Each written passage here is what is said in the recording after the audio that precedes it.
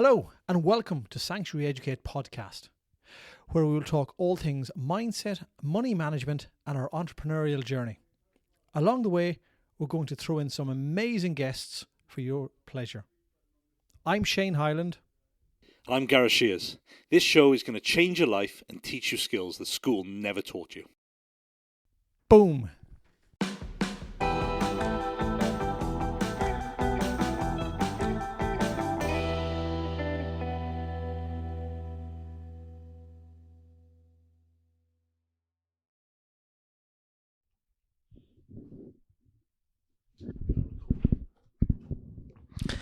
Leigh-Ann, thanks for coming. How are you? I'm doing good. How are you doing? I'm very well. It's actually nice and sunny today. We should make a change for what it's been like. Yeah, it's torrential. It's been horrendous, isn't it? I know every time I look at the 10-day forecast, we wouldn't have nothing to talk about in the UK, would we, if we didn't talk about the weather? But a lot of the 10-day forecast, everyone would look, it was like rain. Great. We're going to have any sun at some point. Well, my mother's in the west of Ireland, and any time I ring her, and I intentionally ring her when I'm in, she's not listening, I hope, ever. I ring her when I'm in the car, because I can then justify, I'm just popping into the shop, or I'm here. But it's like, beep, hello ma'am. Oh, how you doing? What's the weather like over there? It's the first question every single time. 20 years in the UK today. Is it? Yeah. Blink your neck. Or in Wales. Does that, I'm not as long in Wales as in Ireland, but do you get to a certain stage where you actually technically become I don't know. Welsh? Where in Ireland are you from? Very west coast, a place called Mayo. Okay, all my family are from Cape Clear, which is west. It's a tiny little island, 3 miles by 3 miles. Off which county? Galway? Cork. Further kind of southwest. Really south, yeah. Okay. Yeah, tiny little village. My grandfather came over when he was really young to the docks of Cardiff. Okay. Married a Welsh girl. And he had 13 brothers. Yeah, that's kind of normal back then. Yeah. We come from potato stock, that's what I say. Yeah. Tellies were invented and then families reduced. No, they were Catholics as well. So we were all Catholics until I was about 12, I think, when I rebelled. Do you go back often? At all? Never. Never? No. I've been to Dublin a couple of times. Oh, that's not Cork, Ireland. But not really. You always say that. No. You always say Dublin's on Ireland. It's like I'm due a trip. It's like going to London and thinking that's the whole of the UK and it's Scotland and Wales and all that. Well, like Americans do think that is the whole of the UK, in fairness. You do. They might know Manchester at a push, but Wales is always part of England, isn't it?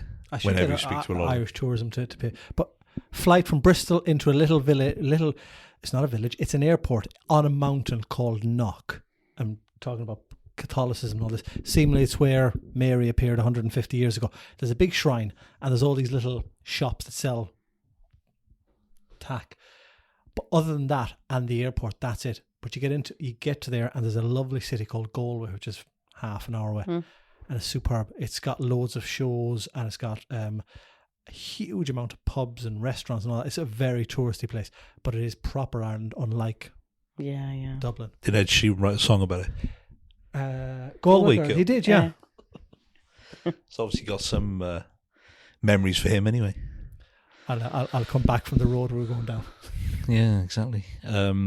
How's things? How's business? Busy by all accounts? Good. Casablanca busy. and everything? Yeah, so we diversified a little bit and decided to open the Casablanca on the original site that it was on. So originally an old chapel. Yeah. That became a bingo hall. That became a club. So we decided, I decided to turn it into, was going to be more offices for the staff, for the agents and the producing side of the business. And I decided to put a bar in it. So I thought... For the staff. That's what happened. That's the absolute truth. And I thought, well, it'd just be for the clients to come in and have a glass and a tea and coffee at lunchtime kind of thing or whatever.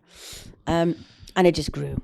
And what ended up happening was people just kept saying, oh my God, this is amazing. You're opening on the old site. I used to go there. So this huge amount of people who'd been there back in 1986 or something watching Spandau Ballet all decided they thought it was a great idea for me to have somewhere for people to come locally. And considering in the area, most places have closed, all the pubs have closed around us, and Mischief's us there now is going as well. It's going, is it? Going. God, it's been a So, few years, isn't it? it was just a bit like, okay, well, let's just see what happens. We've got a payment license for like 25 people, I think, maybe more. And we opened 5 weeks ago, and it's been really busy. So we're open from, at the moment, 12 till 10, 7 days a week. Okay. It'll be 10 till 10 soon. We do things like tapas, cheese boards, meat boards, goat, peppers and goat's cheese, that kind of thing. And we've been supported by other businesses like Corrado's. They've been amazing at helping us. And also Caesar's Arms have been giving lots of advice, Cameo Club. So they're all friends in business who know that I have no idea about that side of the world, apart from eating in those restaurants and bars, drinking in those bars. And so that's why, that's how it happened. It's, as I said, it's doing really well so far. You going to put music in there? No live music. No. I doubt we've got music in there, but not live music. Possibly we were thinking about doing some acoustic guitarists and things like that on a Sunday, maybe. Yes. Bit of an open evening type of thing. Yeah. Nice. I kind of originally started out in the pub trade, working for Whitbread and pubs, restaurants. I do love that kind of thing. It's always been one of my. I never actually want to run one again because I did that, living on site and all that. But I do like that because I like to eat out and I like to kind of socialise and stuff like that. And I'd love to do what you've done. It's interesting because it's all new. That's all new to me. But I've made it a family business, so 3 of my kids are working there. Nice. And I've got a manager, somebody I knew from going into a restaurant regularly. And obviously the staff are there, and all the people we rent our other properties to go there. So we've got 6 production companies that rent from us. So they're in there every week. And then in the square, in Mount Stewart Square, there's lots of other production companies as well, and they come in. So it's somewhere where you can just kind of be yourself, chat about work, nothing's going to be shared. It's bit of a that kind media of feel. Hub then. Yeah, a little bit of a media hub. We've also got the Ukrainians that come over from the hub. My friend Helen's one of the main people who run that. Okay. So lots of writers and directors of Ukrainian films come over and use the space just to sit and write all afternoon as well. And then the locals. So lots of the locals come in, which is really great because it just makes, they're over the moon that somebody's done it, and it's somebody who comes from Cardiff as well and whose family originate from across the street. So, and my parents grew up in Grangetown. So, I felt it was my duty to do something for the family, really. Oh, that's nice. Yeah, it's a nice thing, isn't it? It's just something different, a bit of diversification as well, yeah. isn't it? Do you know what I mean? Yeah, and I think because obviously, I started out as a kid on a council estate, and I got a scholarship to go to drama school. And at 17, I left home and never returned home to my mum and dad's house, but just constantly worked as a performer in the West End. I did things like Les Mis and Fame and other shows like that in the West End. And then decided to open up my own agency because I was working for a friend and doing really well at getting his clients work. So I was agenting in the day for somebody else and performing at night. So I'd be playing Fontaine at night and agenting in the day. And I did that for a good few years. And then I decided, right, that time has come to open my own. So I packed in performing and just put everything into $5,000 on my credit card, borrowed a desk and a chair and computer on HP back in the day, 23 years ago, and just grew it organically. And I think ultimately what I learned really quite early on was that, there's only so far you can go with organic growing unless you're really lucky. Yeah. You can only, unless you take calculated risks in other areas of life, which is I did in property. It's very different. It's difficult to grow a business unless you've got backers or other people who know that world more than you. Because I wasn't a financial person. I wasn't an academic. I was just everything. So I had to bring in good bookkeepers and good accountants. Otherwise, I'd have probably spent the money. Yeah, see, I think, that's a big lesson in business, to surround yourself with the right people, isn't Absolutely. it? And the right kind of team around you to take some of the skills off you that you don't have. Do you know what I mean? Yeah, I think that more than anything else, that's what I've learned. It's like I've opened a cafe bar. I'm a good cook anyway. I'm good with food, good with presentation. I know what I expect my staff to be able to behave when people come in the door. But I'm not a manager. So I manage agents and I manage actors, but I'm not a manager of people within hospitality. So I've had to recruit people who've done that. That's all they know. And that's all they want to know. They feel passionate about. So that's been a huge learning curve for me.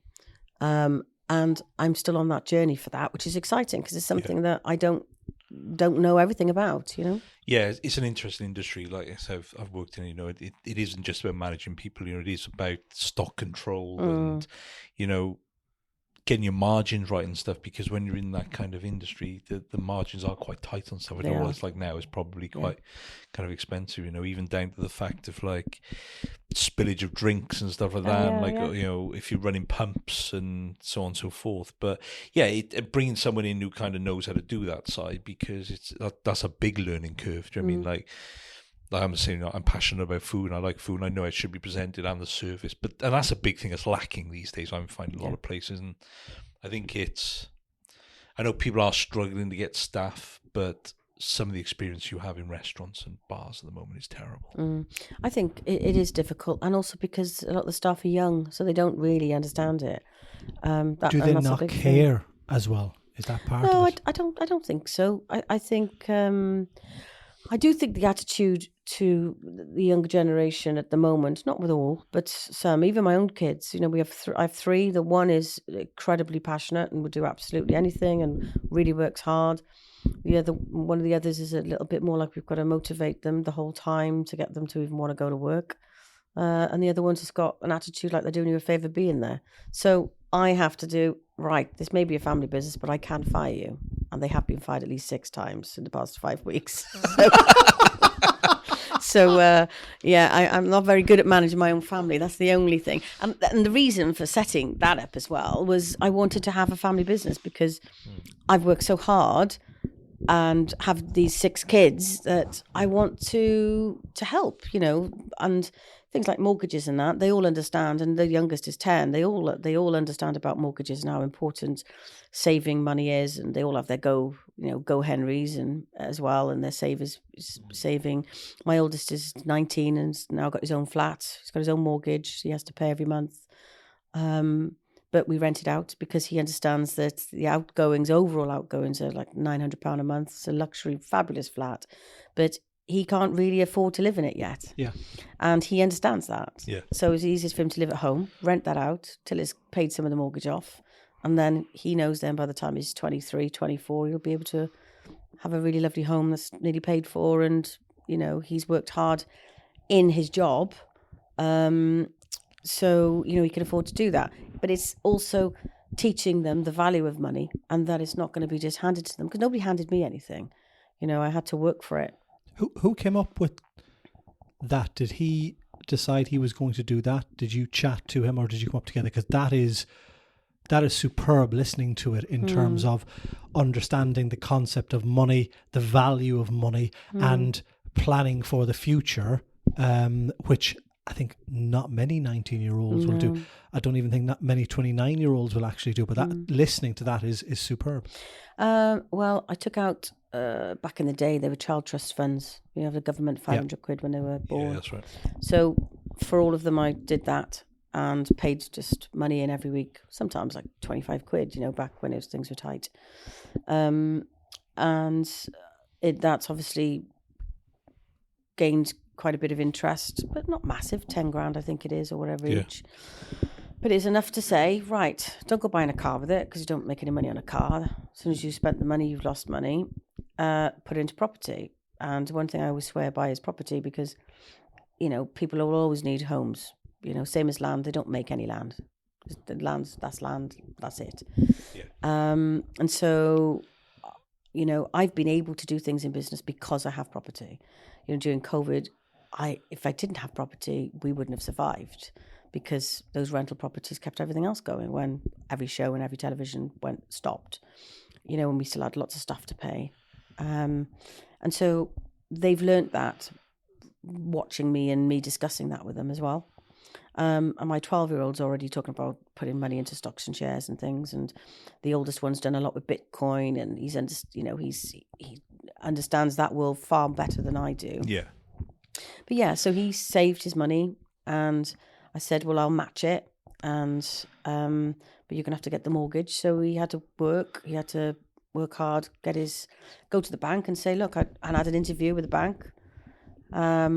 And they were like, right, okay, I've saved this money. And they were like, well, you're 18. Well, it's unheard of to give an 18-year-old a mortgage. And he said, well, I've saved the money. I've been working regularly. He showed him, and he said, no. And that was NatWest. And so I said, okay, there's lots of other banks. So we went to see lots of other banks. And then the next bank we went to see, they said, yeah, absolutely, no problem at all. Nice. But, it is, if an 18-year-old can save money and can show their commitment and to show their understanding of having a mortgage, that should be enough. I had my own mortgage in London at 20, my first flat, and I was told by everybody not to do that. People say, oh, why do you want to gamble? I said, well, because I'm paying 800 quid for a rental flat, and the mortgage was like £179 or something ridiculous. Why wouldn't I? Yeah, why wouldn't you? So it's just common sense. I think a lot of money is actually just common sense. And for some reason, we get so bogged down with graphs and charts. And even in my accountants now, every 3 months, every quarter, we get all the graphs and charts and stuff to the business. And I look at it and go, well, did we make money or did we lose money? Well, we made money, great. I don't want to see a graph. Give that to the bookkeeper. I know I should be looking at graphs, but no graph has helped me bring in money over the past 23 years. It might look pretty and make me understand it a bit better, but knowing what's in the bank account and knowing what we're lacking and knowing which person within the company isn't performing very well and addressing that is far more important to me than seeing the graph go up and down for the last 6 months or 3 months, Yeah. Yeah. Money is made hard, I think, or people complicate money. And I think if they complicate it, it makes them sound more intelligent, and if they sound more intelligent, they can charge more money if that's what they deal in. But money, as you say, is very, very simple. Forget about money. What makes a person happy? How is that going to continue for the rest of their life? And yes, an 18-year-old is going to have a different plan, for the next 40 years. And when they get to 28 and 38, that will change. But try and map out as far ahead as you can and align the happiness with the money.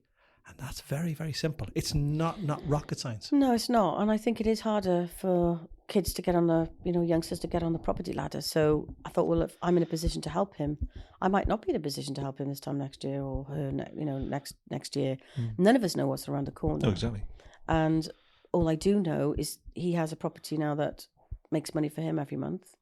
And it's up to him if he wants to do the next one. He knows about he can buy a buy-to-let now, but that's down to him.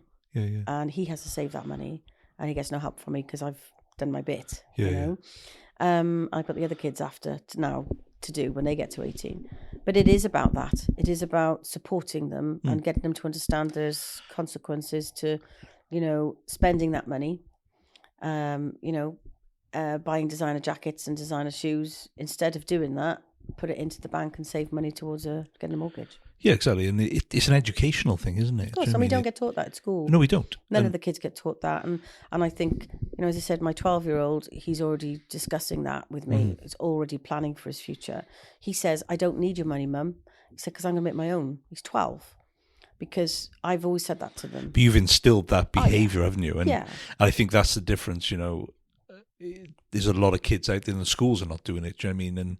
And that's what we're really passionate about. That like we got a free mortgage course, so we built a course which literally takes a first time buyer through every single step they need to know. Even when they go to view a property, we've got a printout sheet. These are the things you want to look for. These are some of the key things. Do you want it to be near a school? Do you want it near a pub? Do you want it to be near X, Y, and Z? So you tick these things off. Yeah, this is my ideal property for this. So when you go and have a look. And it's a very simple course. It's free. It takes probably about half an hour, I think, to go through the whole thing. and we give it away. The thing is, they have to listen to the two of us. But Unfortunately, you have to watch and listen to us. But there's a lot of free downloads on there, and Great. and even down to what's the bank going to look at when it comes to credit? What are they going to want? They're going to want 3 months pay slips. They're going to want bank statements. We're going to make sure your bank statements don't have things like Klarna coming out of there. They don't have like payday loans and all these type of things. All these things they need to learn because no one's really teaching people that. You can go on the internet and you can listen to someone who's never sold a mortgage in their life to a client, never advised one, telling you how to get a mortgage. Yeah, absolutely. And they probably never even had a mortgage in their life. But we're trying to say, look, we've done this. This is what we do day to day with clients. This is kind of it, and we're really passionate about it. We got money management courses, and I think the schools do need to educate kids about it. But like Rishi's come out with this thing, hasn't he? Learn maths till you're 18. We don't need to learn trigonometry till we're 18. Actually, 99% of the population don't need to learn about algebra and trigonometry, if I'm brutally honest. That's what my 12-year-old says at the moment, when he's nearly 13. He absolutely hates school at the moment. He said, can I just not just work? I said, well, you're 12. What have you got to offer yet? You haven't got enough to offer us yet, as in, in work world. He said, well, I can learn. He just wants to learn. He finds it difficult. Things like algebra. Why am I sitting with learning something I am never going to use? I said, well, there's obviously some reason for it. Yes. And it's a way of thinking and a way of using your mind. I said, and it's a way of problem solving. I said, which you might not know now, but at some point in life, you will wish you'd learned it. I said, I employ a bookkeeper and an accountant. I'd be a lot richer if I didn't have to over the past 23 years of paying their bills. And you can probably do your own if you pay more attention to your maths. My maths is awful. I'm really good with money. I'm really bad at maths. It doesn't make any sense, but that's just it, It's a different type of maths, isn't totally it? different kind of maths. I mean, Whereas I've got friends who are really, really, really intelligent who work for the Welsh Assembly, for example, and they can't work out how to get a mortgage. And they would sit with me and say, how do I get a mortgage? They're 50. Exactly. And I'd be like, how have you got a mortgage and you're 50 years old? I don't know how to do it. Yeah. Don't understand how it works. But, they work for the Welsh Assembly. And that's in a a really big high-power position. And that's a big thing for us, is like Huge. Education. And that's what, like, this podcast about the YouTube channel and the stuff we're going to try and get, we're kind of pushing out there for free. Because we want people to learn about that. Do you know what I mean? And actually know how to do it properly. Yeah. I mean, because no one's really can do it. And there's so much rubbish out there on the internet. You've got to be so careful. But I say, it's testament to you with what you kind of do with the kids. But you touched on COVID. Actually, I hate to use that C word, but I did think it was banned. Yeah, probably a banner will come up on YouTube because we even mentioned it now. Usually, what kind of happens, but your industry, performing arts, I guess, that. Entertainment industry, whole, had a heavy hit, didn't it? Huge. It's crazy. I was like watching the financial market crash in front of your eyes. Yeah. When Mr. Boris Johnson decided to say that the theatres can stay open, but nobody can go. Yeah. Otherwise you'll die, that kind of thing. So obviously every single producer pulled their shows, gave every actor, every single person who worked within the theatre and the television industry overnight their red card almost to say, we're closed, here's 2 weeks' money and see ya, including the biggest producers. What was that evening like? Let's say when that came out, it's probably one of those PTSD things you don't want to bring to the forefront again, but can you remember, were you sitting down in your I can remember it like the phone started ringing and the amount of swear words that you started going in and what this wave of negativity, because it's never happened before, No, I was at home and I had all the kids there and trying to keep the kids all happy and up, so playing games, and I was cooking 3 meals a day I had 8 of them at home at the time, because I had my son back from London, as he was in drama school, back from London with his girlfriend, and my other half's 3 kids. I was cooking for 8 people every day, 3 meals a day. My other half's a nurse, so I was literally on the front line doing COVID. And so I was dealing with closing 2 different offices, dealing with staff, dealing with clients. We had a new production company as well, all at the same time. So we were producing our first film, which we later went on to win a BAFTA for, which was incredible. But I remember standing in the sitting room and on the television, and it was like everything went into slow motion. Listening to him say everything can stay open, but we say don't go in so many words. And literally all the kids laughing and joking and saying, "Oh, what's the problem?" kind of thing, not understanding it, and just going into like a shock, like slow motion, walk back into the kitchen, and my phone just did not stop ringing. And the interesting thing is every single staff member said, "What are you going to do about it?" And I said, "I have absolutely no idea, but I'm sure we'll work it out." And I didn't have a clue. Of course I didn't. I've never dealt with it before. Nobody has. And it was literally every minute of every day thinking, how are we going to sort this out? We did. And we did diversify. We did take on more influencers. We took on writers, people who could work during what, in my head, I thought was going to be at least a year of, upheaval. To see the big boys like Cameron McIntosh firing people overnight, letting people go, without redundancy packages either. Literally 10 years in a show when you're out of work, got 2 weeks, been told 2 weeks. So all those people with mortgages and children, they had no money. They're trying to get benefits, when they've been earning whatever and they've spent their money. And then suddenly they've gone from earning, 50, 60 grand a year, some of them 70 grand a year, 80 grand a year, to nothing. Within 2 weeks. Are they all looking for you for the answer? Completely. So how do you keep? Because you're going to have inside, I imagine you're going to feel shit. What the hell is going on? Yes. How am I going? But externally, as well as in front of the family, and for all of these people that you look after, you're going to have to be. We're coming up with a solution. We're going to think of doing it this way. That's what we do. While inside, it's going. Let's tell them something, and how do you keep motivated through that? How do you keep because surely all the stuff that's in your head is going to be absolutely frying you day after day, potentially not sleeping, going, when is the end going to? Yeah, I mean, I'm quite an optimistic person. I see things when disasters and things go wrong. I generally always look for the silver lining. I'm one of those really irritating people. Like people always say you always land on your feet. I don't always land on my feet. I just wobble quite a lot, like a wee wobble or a womble. I get back up again. I go, right, I'm going to swear now, but I'm not. Right, let's do this. And I'm really, really blessed. I have incredibly supportive parents, have great kids. I've got a brilliant partner, and I've got staff that have worked for me. Well, one of them's been with Debbie's been with me 20 years. So I trust her. She trusts me. She trusts me that I'd get everybody out of the mess. And we worked hard as a team. My staff worked really, really hard. They watched other agents being got rid of overnight. Lots of my friends who were agents in London literally got rid of all their staff overnight. Whereas we didn't do that.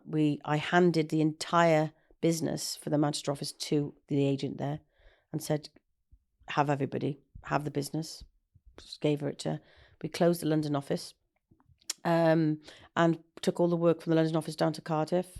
And it was the best thing for us that we could have ever done. And it made me realise, I said, the importance of your staff more than anything else, and being loyal and trying to be as creative as possible with their time. So they weren't just sitting there going, "Oh, I got no work," They were thinking outside the box. We could furlough a couple of people, which was great. Just let them have some time just to work out what they wanted and what they wanted to do. Part-time furloughed some, but it was an ever-changing thing. We just had to kind of work out. Different things would change. Sometimes our production would suddenly come out of nowhere, and we'd have to take some of the agents off furlough, and then others we just had to kind of, leave to it. It was stressful. It was really stressful, but I'm in a weird way. I'm not glad it happened, because obviously nobody's glad it happened, but it was a really good thing for me personally, because it made me value much more my family and the people I work with. And I look at work very differently to how I used to. I don't look at it, I don't get stressed about work like I used to, nowhere near, because You know, at the end of the day, it's just work. Yeah. And even with the staff, you know, they've all gone through difficult times. Some have had, you know, mental health issues because of it. And I've said, look, it's just work. It's just a job. And ultimately, that's, you know, the way you've got to look at it. And your mental health is more important than the job. Same as mine is. So, you know, I do things like if you need a duvet day, just tell me you're going to have a duvet day and have a duvet day. It's, if you want to work from home, work from home. If you want to come in the office, come in the office. You know, as long as they work and they value each other, because if people stop performing in their jobs, other people have to pick up the pieces. Yeah. And they're all really supportive of each other, hence why it works. And I'm supportive of my staff as best I can be. A reset of you and the business to understand what the priorities should be in life, where we were all on this roller coaster beforehand of just cracking on with things and taking the most important things in life for granted. Absolutely. Where before that time in March 2020, the majority of us probably wouldn't have had a reset, because we would have just stayed in the hamster wheel. Definitely. I think you become more resilient to everything. And as you say, nothing seems impossible anymore, because we all had to adapt like that overnight. And you can pivot and adapt to any changing circumstance anymore, where in the past maybe we couldn't, or maybe we overanalyze things, but now you just go, right, this happens, what route can we go down, how are we going to fix it, and how are we going to get out of it, still maintaining my physical and mental health. Absolutely. And one of the things I really did learn from it as well is taking the emotion out of it. It sounds like a silly thing to say, but I think what happens to a lot of people is when things go wrong, they become so emotionally involved. They don't actually see the wood from the trees. It's interesting, because a friend of mine I met many years ago was a very, very big agent for the stars, and she comes from a very famous family. And I was with her one day, and she said about the 24-hour rule.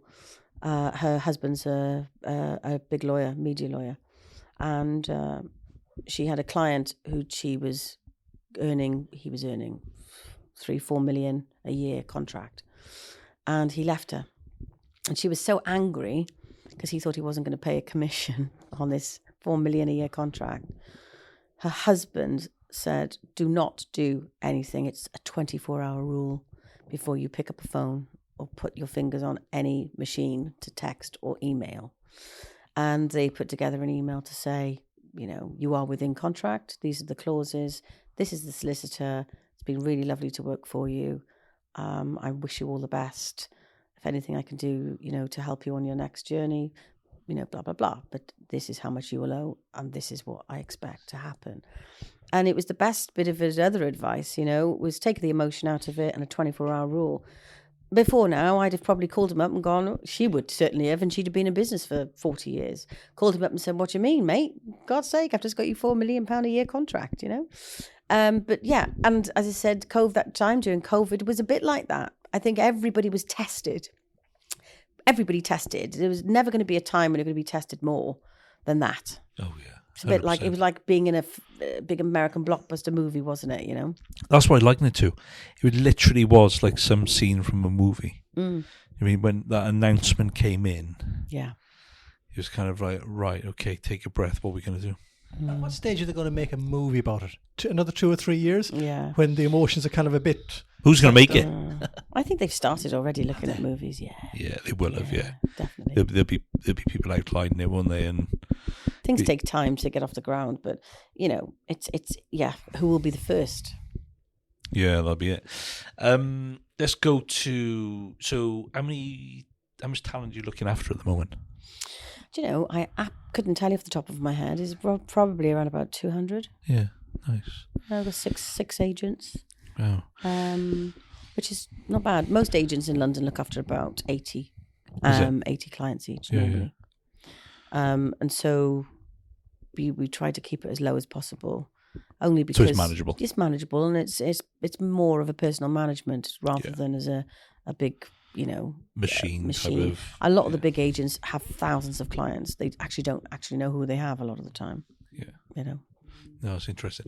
So something we talk kind of a lot about in kind of podcasts.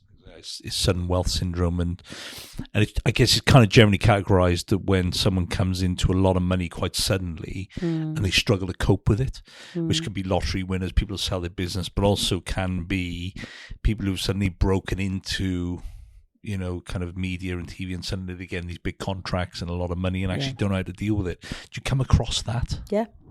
Yeah, we have done quite a lot over the years. I'm not a financial advisor, and I'm not somebody who says I know anything about money. All I've ever advised any of our performers to do is to seek advice, and to invest well. I always say every dog has his day. That's the first thing. You're only young for 2 minutes. That's my other line. And it's true, because you may be pretty and young at 21 and everybody wants you on a billboard. But as soon as you get to 40 and you're fat, it's harder to sell you. And I think that you don't see that when you're 21. We think we're going to be 21 forever. And all that I know is that advice that I'd been given at 21 about buying properties and putting money that I was earning, when I was earning a really good wage as a performer, was the best advice I could have ever been given.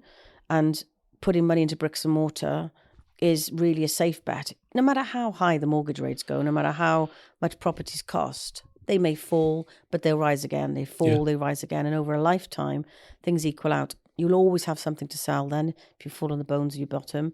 You know, as a performer, if you're not working, you can remortgage, or take some equity out, things like that.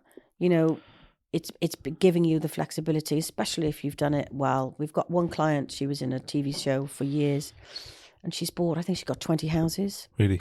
And she's now really well known as a singer as well as an actress, but got 20 houses all rented out. She doesn't ever have to work again. And that's being savvy. And you see that with some of the footballers, don't you? Like there was always that, was the song from the Terraces for Robbie Fowler, one in Liverpool. We all live in a Robbie Fowler house, wasn't it? But because he was quite, a lot of footballers are not very savvy with their money, but he wasn't he? Buying up streets of them in Liverpool, wasn't he? There's a difference, I think, for footballers and reality, because over the weekend there was two things. On one, I was reading the papers on my phone. There's a footballer that played for Liverpool, Stoke, and that's Jermaine Pennant, and he's had mental health issues, but I think he earned 10 million quid over the course of his lifetime, and he's now bankrupt. His house was burnt, but when he moved to Spain, he left his Porsche in the car park in the UK and forgot he had it. So you kind of think, guys, and he said, I bought properties, I didn't even know I had a mortgage on one in Cheshire that was 2 million or something. But then you have yesterday in the Sunday Times, they always interview somebody, and yesterday was Louis Spence.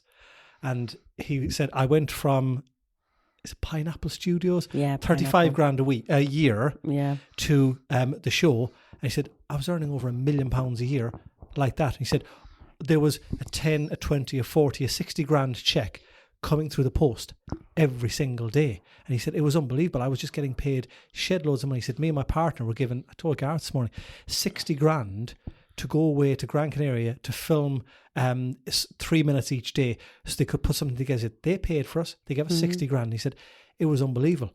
But in fairness to him, he acts a bit of a fool. He said, financially, I'm stable. I don't need to work. I've got 2 properties, one here, one in Spain. I think he's done well for himself. Yeah. He's had a good lifestyle. He said, it was never going to last, and he's not as busy now.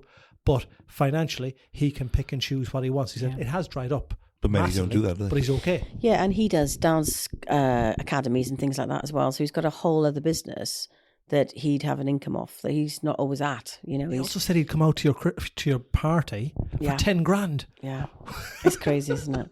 But it's that's clever. That's the right thing to do. And I think ultimately, unless you've got a good manager behind a lot of performers, they do fall by the wayside. And also, explain, it's really difficult because you don't want to say to somebody, look, you're doing really well now, but it might all dry up, because some people just continuously work and always do well for 20, 30 years. Who's anybody to tell anybody that it might dry up, or they might get, as I said, fat and old, Can I ask, do you have to be the type of person, if you have a good relationship with somebody that you're looking after, that I understand they're in potentially the public eye, so they have to potentially always look good, always wear good clothes, always be seen potentially at an event, drive a good car. do you have to sometimes tell people to rein it in and understand that, you know, incomes versus outgoings may need to be balanced out, because this might not all you is a responsibility. What I'm saying is for you to protect the future them, rather than them just living a lifestyle that might be a bit fake at the moment, because there's far too much money coming in now that there might be in the future. It's not really your job as a manager, really. You know, you can give hints and advise as much as you like, but I think what you find with a lot of performers, and especially influencers, that, you know, they get a lot of people giving them advice. They get a lot of them giving advice that benefits them. Yeah. And for you to then say, well, actually, mate, look, you're not that talented anyway. You're only making loads of money because you've just struck gold being on a program. Everybody thinks you're cute at the moment. You're going to be fat within the next couple of years. You're talentless, and people will be on to the next Love Islander after that. I can see why you wouldn't put it that way to them, Yeah, sat on the sofa next to you. You can't. Exactly that. And it is that, you know, we get constantly asked to represent people who've been on these shows all of the time. Yeah. And Geraint and I have to sit down and go, right, okay, are they going to work? Same as MPs, you know, we look after people like Cadwyn Jones, the ex-First Minister, we look after, you know, and, you know, he does lots of after dinner speaking. Yes. He's got his book. He's on programs, Welsh language programs primarily. You know, I've known him 20 years because our sons are good friends, but I knew him, and I knew there was more to him than just that job description. He was also a lawyer before that, a barrister before that. So I knew that, you know, Karen was going to be somebody that we could work with and would enjoy working with. A lot of people that come to us who've come off some of the reality programs, you know, have all they want to do is be famous. And that is a complete difference to what I started out the industry in. It wasn't like that. You know, you didn't have to be, you know, you had to be talented. You had to have trained. You had to have done your dues. You know, be passionate about it as well. Passionate, you know, start off as an ASM or go to drama school for 3 years, you know. Put the graft in. Real graft. And I think, unfortunately, we're living in a world where we see talentless people becoming famous and earning lots of money overnight by, you know, doing very little. And that also influences our kids that are watching TikTok videos of people who 100%. are earning millions and millions of pounds. So, you know, giving them a reality check is difficult. And also, going back to what you're saying, that money isn't always going to come in. Yeah. It isn't. And when you're living off, we all do it, if you think about it. We're all living on a salary that we have. And some months we overspend more than we should. Or, you know, we get a car that we probably can't afford, and then the money stops. COVID taught that middle kind of band of people earning, you know, that 40 plus, hit them hardest because they were the ones with the mortgages and the cars, keeping up with the Joneses, and suddenly went, Jesus, I can't afford this Porsche, or I can't afford this. And all my friends with Porsches suddenly got rid of them. You know, I thought, oh, okay, that's interesting. And I think it was time. I went, thank God I'm still driving around my old Discovery. You know, I don't know anything on it. Yeah. And I thank God I got rid of that massive stupid house I had for 10 years. Do you know, it is things like that you know, we can't explain it to a 20-year-old really. It's really tough to explain it to them. We start, as you said, as we were talking about earlier on, start talking to them about mortgages and understanding what that means and the reason for that and how difficult it is to actually get a mortgage in the first place.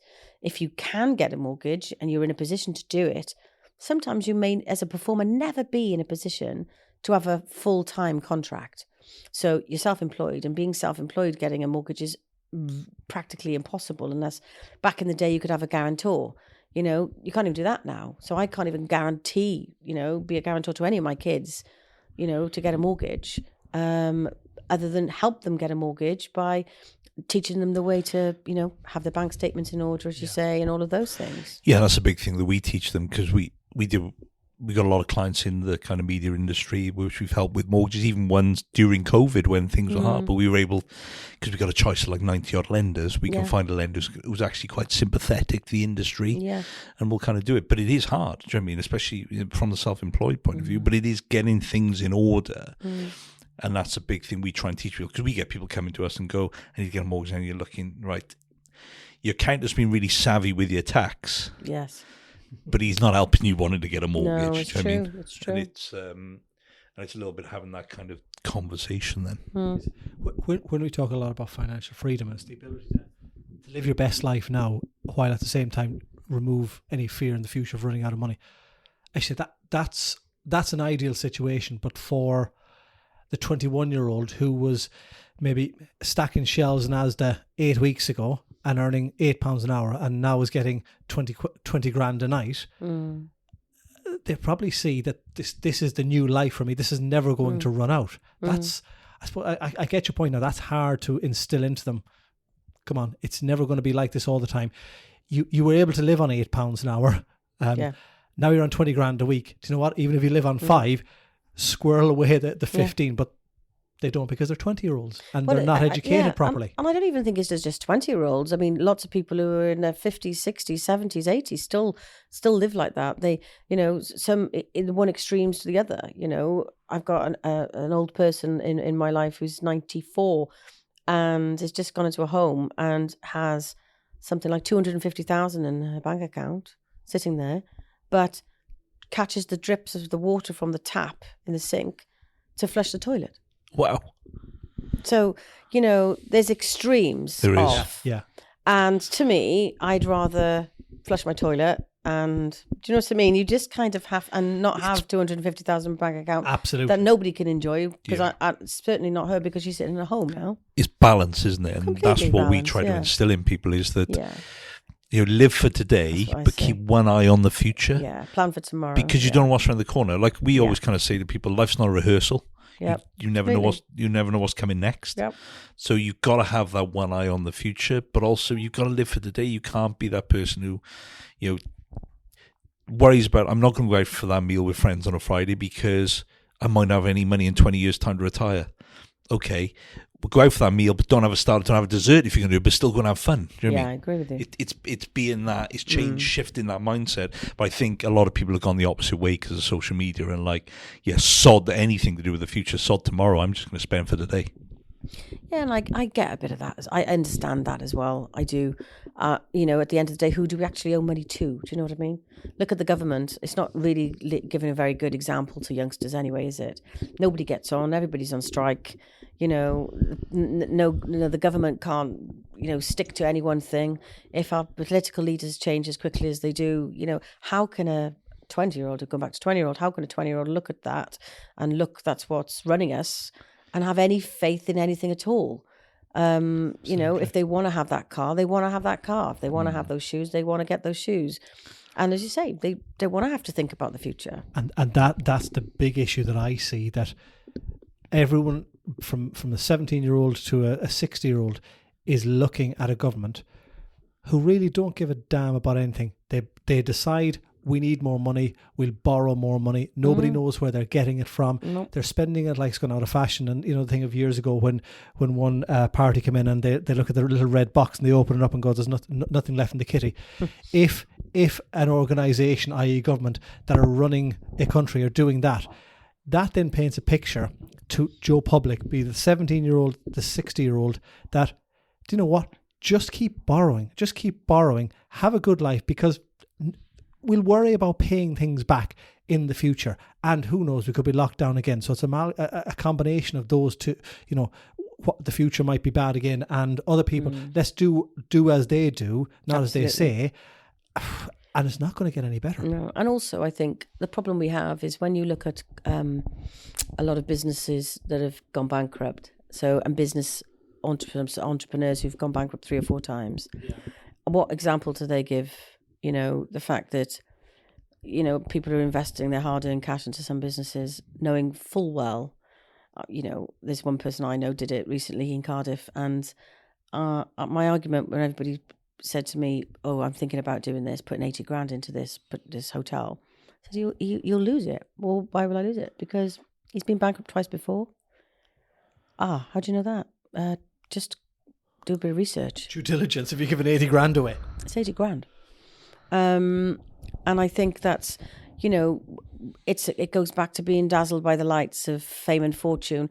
Nothing worth having, you know, nothing's for free. Nothing is for free. Hard graft is the only way you're going to make serious money that's worth keeping and having. It's not dirty money, firstly, because, you know, they say, there's always an old saying, if no business is ever a clean business to make a lot of money. You know, probably a lot of big businesses, you know, there's at some point you have to sell anybody I know who've made a lot of money have sold somebody out along the line. You know, and a lot of people can't live with themselves to do that. So there's always those moral grounds on things like that as well. You know, or, you know, they've decided to keep small because they don't want the pressures of that. You know, we certainly got to a point in business that it was become a much bigger entity, merged with 2 other companies. And I sat down and I thought, what am I doing? Why do I want to do this? And I made the decision not to do it because I didn't want to have other people having control over my life, having a say in what I could and couldn't do. I want to be able to go on holiday with the kids anytime I want. I want to be able to take a day off if I fancy it. I want to be able to do the school run. Sounds ridiculous. I love taking my kids to school in the morning and I love picking them up. And if they're ill, I can go and get them. And if I've got a meeting, I have to do my meetings. I reschedule them if there's the kids take priority. Yeah. Because, you know, it is that old saying about the gravestone. There's nobody puts, they were a really good businessman or a really good businesswoman, ever. You never see it. Oh, they got me so many jobs. I did all these jobs because of her or because of him. They don't. People don't thank you. They forget all of that. Yeah. And even if they do thank you, you know, it doesn't matter. It's just work. But you do go, I miss my mum, you know, I loved my mum. My mum was a good mum, or my dad was a good dad. And those things we all learned during COVID, you know, the people who had shopping taken to them and the people who didn't, you know, and people who were ill on their own and the people who died on their own, and all of those things. And how lucky we are to have, you know, to have learnt that more than ever before during COVID. Yeah, I think it taught us a lot of lessons. Yeah, it did. You got a talent agency, a production company, Casablanca, your properties, your family. Yeah. What's next? What's the future hold? Well, to be honest, just to enjoy them all, really. Now more than ever, to keep the businesses going, keep them ticking over. I think there's always this is something I've learned, is that I've always as a person always tried to push for more, push for better, push to do better. And I think I've got to a stage in life where I go, to maintain what we have to where we're at would be wonderful. Because I'm comfortable. The agents who work for me are comfortable. We love what we do. We all get on, we all laugh. So we'll go into work and laugh every day, and to go home and laugh every night, and to have happy kids, healthy, happy kids, and family, to me is what it's all about. It's not about anything else. What else is there to have? I haven't got a yacht. I don't particularly like the ocean. I like, you know, don't get me on a Poseidon adventure, put it like that. No. You know, I'd like a few more holidays a year because I haven't been on holiday for 4 years, but that's because of, you know, the C word again, and because I wanted to build business and get to a point that, as I say, I could be mum. So we're just doing what we're doing, keeping Casablanca ticking over, so it becomes, you know, a place that people want to come to on a regular basis, make it a second home for people. Thanks. And keep all the actors happy and influencers happy and the singers and dancers happy, radio presenters, telly presenters. Yeah, so, you know, it's just keeping everybody happy and while still content. Enjoying your own life. Yeah, absolutely. Exactly. And that's it. And as I say, I'm really blessed to have the people I've got in my life to support me. That's superb. Thank you. Thank you for your time. All the best in the future, and thank you very, very much. Thank you too. Thank you both.